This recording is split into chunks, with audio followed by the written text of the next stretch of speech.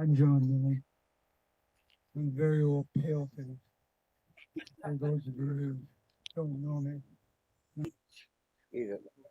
where was it? In accordance with the principles of reconciliation. In doing so, we acknowledge the damages and atrocities perpetrated on the indigenous people by our European ancestors. And I might say there's some of it still going on now. We will also witness the dedication of a bench to honor the memory of Moses and Nellie Marsden, who were Lakefield's first indigenous family. What'd you say, in the 1920s? The contributions of the singers, the drummers, and all others who will consecrate the stone and bench in the traditional way, very much appreciated. There is, however, one person missing. There's a chair there for him. Our dear friend,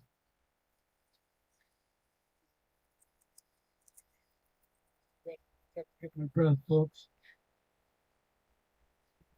Our dear friend, Nick, aka Doug, passed out of this world on July 13th, the very same day that the stone was placed here. Was July 13th.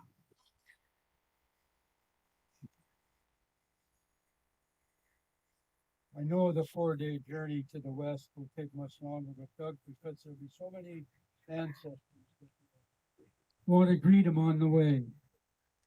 Please remember, when the sun goes down below the horizon, at the end of each day, it's not set.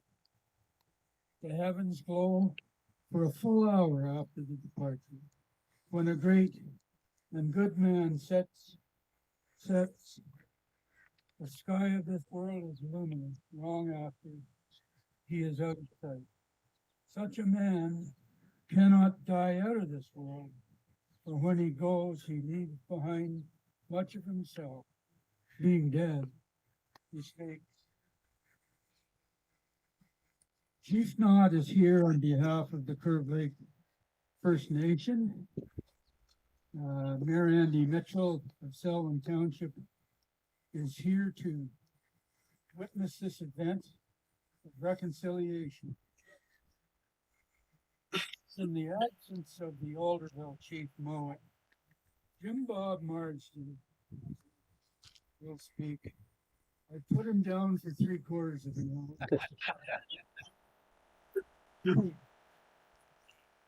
But if he talks too long, somebody other than me can stop him. Now, there are many people who helped and supported me through this journey. My mind's inception to this event today. Here are only some of the few names. Patricia Morton, who was first on board and supported me all the way with her help and her support. Nay Weetong Derek, who worked to coordinate this event, and all that you will hear and see today. Anita Locke acted as liaison between all the parties in Selwyn Township. Anita,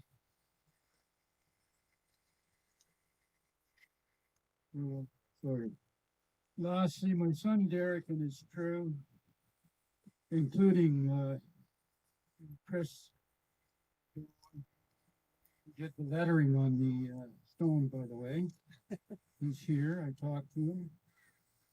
And Kerry Dowdy. How could I mention Kerry Dowdy? He gave us the stone when a grandfather's stone couldn't be found on this property. Now, Mike Chappell here, a Lakefield boy, he's also the president of the Lakefield Historical Society. And he's going to guide us through the rest of the program. And I just have one thing that's not on the program. I've arranged for Chief Keith Knott and Mayor Andy Mitchell to judge me and Councillor Ken Jacobs. We're going to determine who's got the most hair and who's got the whitest hair. So be prepared for that. Ken. Here, Michael. Thank you and regrets to all. Now I'm going to sit down. I'm going to sit down. I'm going to make a small taste of the program in concert with traditional First Nations values. We're going to do the Sweetgrass and Sage Smug of the Rock and Bench by Arnold Taylor, followed by The Blessing by Dorothy Taylor First.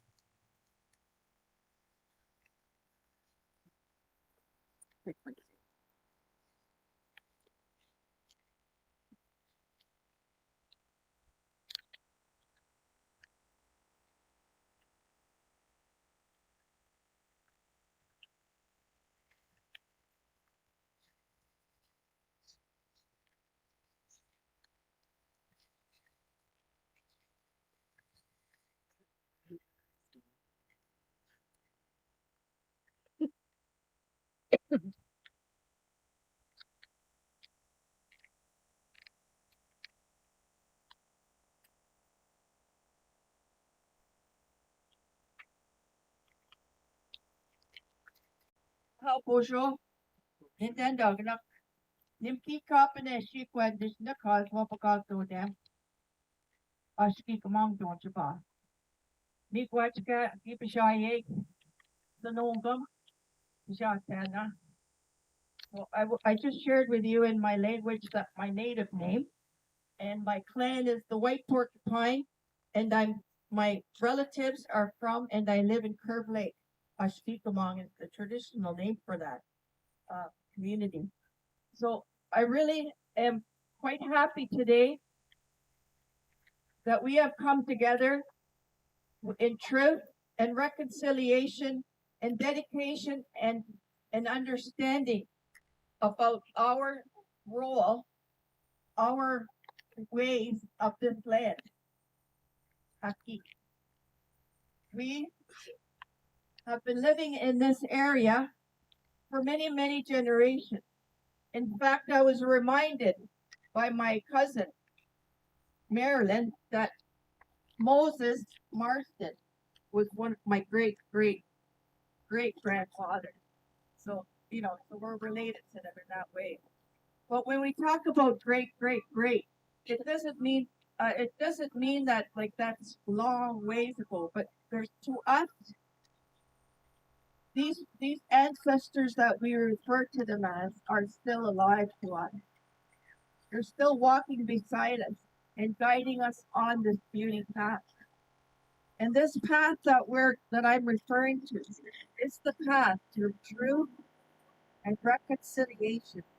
And that we're acknowledging the relationship that we had with the first settlers here and the relationship that we have to this land that's called now Higgs Point. And so in this little beaded bag here, I have what I call Saymon, the language. It's one of our sacred medicines. It was one of the first medicines that was given to us by the Creator.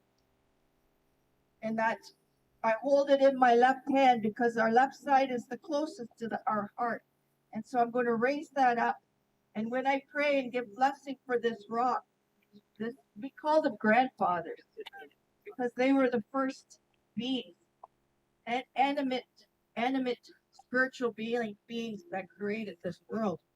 So we call them the grandfathers. So I'll be putting that same on the grandfather in Thanksgiving. You'll hear me say several times, Miigwech, Miigwech. Our prayers are mostly a prayer of gratitude. We say, thank you for our very life. Thank you for our breath that we breathe. Thank you for the gift of Mother Earth. And thank you for being here today. And thank you for the land. And so that's what I'll start with.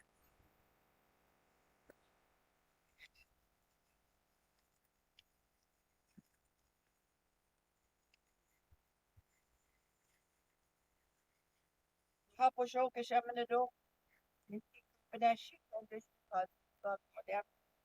Chimiquach Kashamanado, Nitisha got bridging Sonogum, Kitchenandum got oh, Ninda Dogana, use my egg. Chimiquach Kashamdo, He's a goshen to the in got me, Sean. He's all again. You know what, I'm in the Pamatia. Chimiquach, oh, say, ma, them on. You know what, got, or they went on and to go big at the market. Chimiquach, the Scott can make way. He's a goshen to the in got me, Sean Gazagan. You know what, got, Skicke, no, they went. Chimiquach, no, miss Shomsa. You know what, my bear? Or they wabinon, or they shall non, or they nin the bob non, Ninawaga, or they be wet on. Get the gym and then them gonna not moya. Chimiquach, Kisham the dog in the market of Ga, of when the moment. Chimiquach got out, no miss, then Chimiquach, Minawaga, Kisham the dog. Minawaga, oh, hush women is not sham the dog. Miigwech, kitchenendum, kipishayek.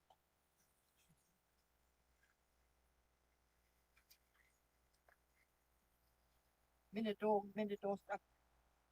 Chimiquech, kisham the dog. We took out, done what, Sidan, Minawaka, we took out Sidan, what, oh, went, stop, what. Chimiquech, Minawaka, kisham the dog. Pamatian, not say when. Miigwech canod we on, Ipasin we on, in the my on, Naha, miigwech, Fish women is Nasham Nedo, Fish women. Oh, check out on that.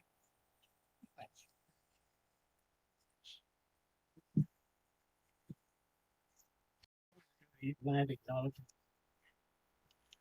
We respectively acknowledge that Selwyn Township and the former village of Lakefield and Hay Point is located on the Treaty 20 Michisagi territory and the traditional territory of the Michisagi and Chippewa nations, collectively known as the Williams Treaty. First Nations, which include Turv Lake, Hiawatha, Alderville, Scugog Island, Rama, Beauseal, and Georgian Island First Nation.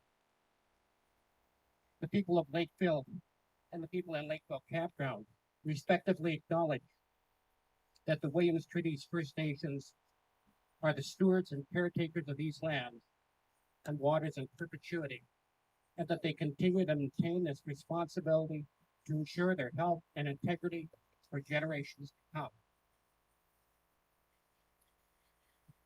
Well, of course, I'm Mike Chappell, and I'm president of the Lakefield Historical Society. Several years ago, we erected a monument to the Nelsons, which were the first European settlers in Lakefield in 1820. And that's a wonderful thing. But of course, Lakefield and the history of Lakefield in this area didn't start in 1820. It started long before. It didn't start with Champlain, who may or may not have explored this area and been lost in this area. As Europeans, we sometimes look at that as the beginning of Canada. Samuel de Champlain. Perhaps it's the Vikings. Came to Canada, Newfoundland in about 1000 AD. But that, of course, is not the beginning of Canada either. We look at Roman civilizations as being historic and monumental. We look at Greeks, Mesopotamia, even the Catholic Micah, who were settlers in Turkey in 7000 BC. That's 9,000 years ago. But before then, the Michisagi and the Chippewa were here. By their own oral traditions, they were here at the last ice age, which is 11,000 years ago, and that's supported by archaeological evidence, and likely before. Certainly the oral traditions say so. Eventually, science may catch up to that. But it's about time, as Europeans, we acknowledge the input of First Nations. When my ancestors immigrated to Canada, both my fourth and fifth grandfather survived as pioneers without that. And I think moving forward, we have to acknowledge collectively we share this land. We have a lot to learn from each other if we listen. But no culture is superior to one another. And as European said, we have to get by that. I think that Chippewa and Chisagi have understood that for a long time. And we must move forward. And part of that is acknowledging something like this, the first Indigenous person who lived in Lakeville, and not the last. When I went to school, I was surrounded by First Nation students who went to the same school as I did. We worked together, we studied together, we played together in harmony for the most part. And I think that Canada, reconciliation, have a lot to learn from that experience. And certainly it hasn't always been as harmonious in other places in Canada. But moving forward today is a great time and it's a great thing that we've done. I'd like to thank John Mitchell for putting this together. I wish I'd thought of the idea, but he beat me to it. And it's not a contest to who can do the most, but I certainly acknowledge the fact that he put it together and he worked with First Nations partners to make this happen today. That's all I really have to say about it. I don't want to go on and on. So we're going to move on to the program. And it's a tribute to Doug Williams by Ann Taylor of Curve Lake. That's not what I had in mind, but just want to make a tribute to Doug Williams. We would like to do an honor song for him on the Okay. drum. I hope you don't mind me making a few changes as we go along here. I do not. Okay, thanks. Okay.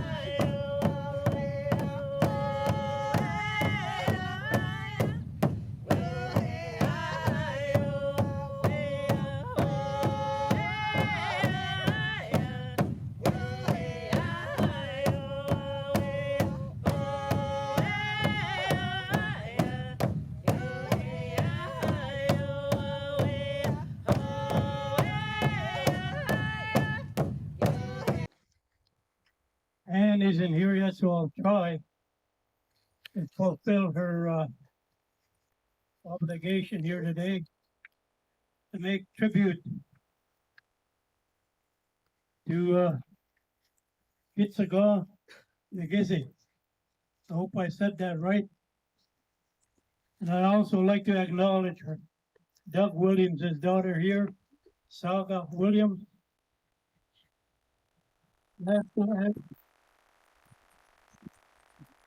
It has been a great pleasure for me to have known Doug for many years. He was the chief of our community, a council member, an elder, language teacher.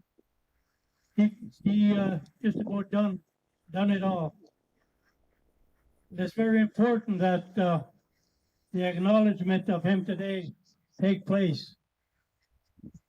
As we gather here today, you look across these beautiful waters, you see the calmness, the peacefulness of the water. You see the beautiful trees on the other side. That's nature's air conditioner. I guess we all know that if we're standing in the shade. This is a beautiful setting right here. And I can imagine in past years, also during the river run, how our first people of this land used to bring their canoes up the shore here, And Doug, he was a wonderful teacher and reminding us of our past.